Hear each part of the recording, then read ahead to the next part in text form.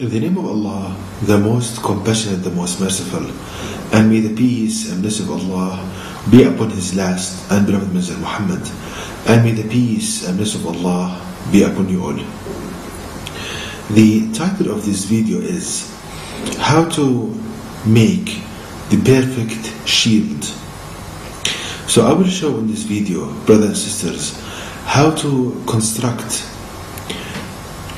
a shield which has excellent mechanical strength and stiffness and can even block electromagnetic radiation.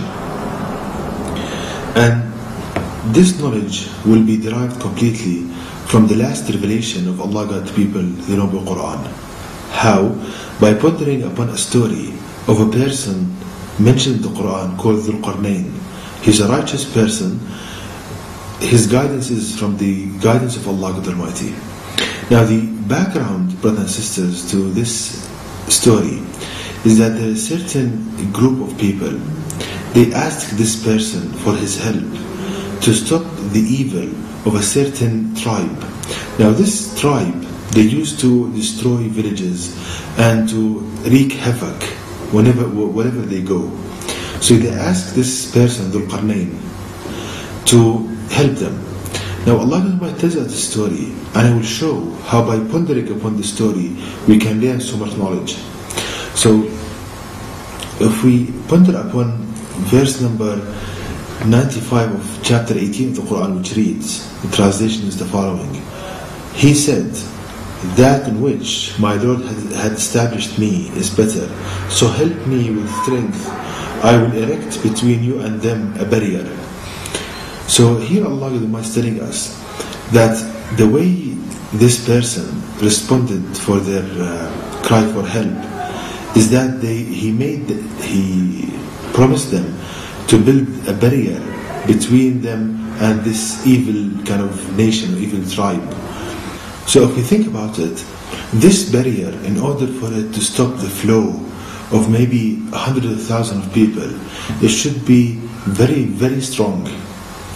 Which means, in a kind of engineering terms, it should have maximum stiffness and strength. So in the next verse, Allah tells us how this person built that barrier. And of course, as I said, that this person, his guidance is from the guidance of Allah Almighty. So the verse to follow, which describes the manufacturing of this barrier, can be found in verse number 96 of chapter 18 of the Quran, which reads, Give me rods of iron. Then when he had filled up the gap between the two mountain cliffs, he said, Blow. Then when he had made them fire, he said, Bring me molten copper to pour over them. So in this verse, there is a detailed description of the manufacturing process for the optimal shield. So if you think about this, firstly, the first step in constructing this optimal barrier, that this person asked that he wants rods of iron. So the first thing to bring is rods of structural steel rods. Then the second step is that stated in the verse, when he had filled up the gap between the two mountain cliffs. So the second stage is the arrangement of these steel rods in a hexagonal pattern to fill up the gap that the barrier is needed to be constructed there. Now the third step is mentioned in the Quran, where he said blow.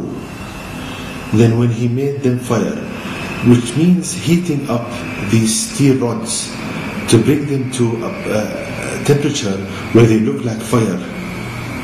These rods, when they heat them up to a very high temperature, they look like they are fire. Then the last step, he said, bring me molten copper to pour over them. To bring molten copper and to pour over this very hot steel rods. So these are the 4 stages involved in the manufacturing for the optimal shield.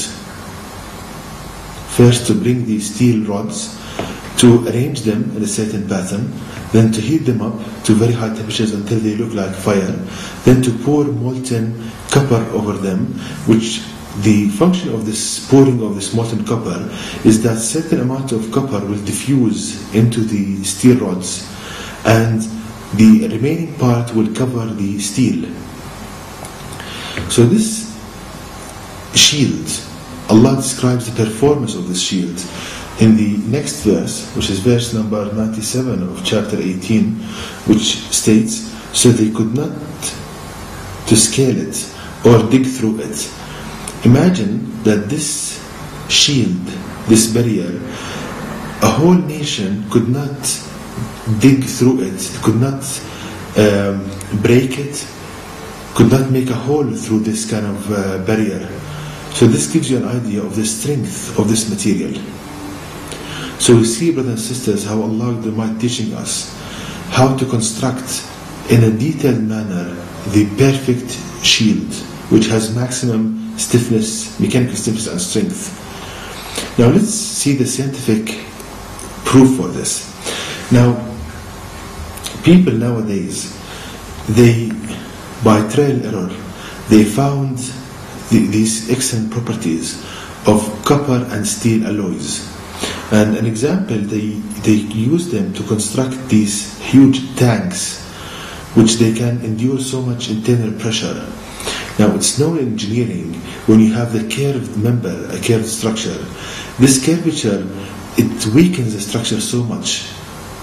And in order to compensate for this weakness, you need a very high strength material. So this proves that these alloys of steel and copper, they have so much strength that they can be used in these tanks, these curved tanks, and still can withstand the very high pressure within the tanks. So this proves the excellent mechanical stiffness and strength for these steel and copper alloys. Now, another point is that not only that these alloys made of copper and steel, that they can provide very high mechanical strength, but also they are the perfect electromagnetic shields. For example, in biomedical engineering, as you can see on the screen, this is an MRI device, a magnetic resonance imaging device, and this device, when it is in operation, it produces a very high magnetic field. And in order to prevent this field from leaving the MRI room, alloys of steel and copper, they are put in the walls to block the electromagnetic radiation from leaving the room. So this shield described in the Quran, not only that it has excellent mechanical strength, but also it's the perfect electromagnetic shield. And so it's, as I said, it's used in MRI applications to block electromagnetic radiation from leaving the room, and also to block electromagnetic radiation from entering the room, from example cell phone transmission towers and radio and so forth. So we see, brothers and sisters, how Allah the Almighty wants us to practice the Quran in our life. And if believers, they take the Quran as a reference book and they apply the Quran, they would be the teacher of others and not the one of the receiving end. And they would be making very advanced technological discoveries and applications. But because the majority of Muslims, they deserted the Quran and they don't strive to make the word Creator supreme, they find themselves in the miserable state they find themselves into. So the way they turn this around is to learn the Quran, practice the Quran, implement the Quran in our life, in all aspects, in engineering, in physics, in chemistry, in jurisprudence, in economics, and everything. Then Allah the Almighty will make that person victorious and will make the believer a teacher of others. And to know more details about this topic, please visit my website at www.quran-miracle.com, and you can email me at zquran@yahoo.com, and may the peace and blessings of Allah be upon you all.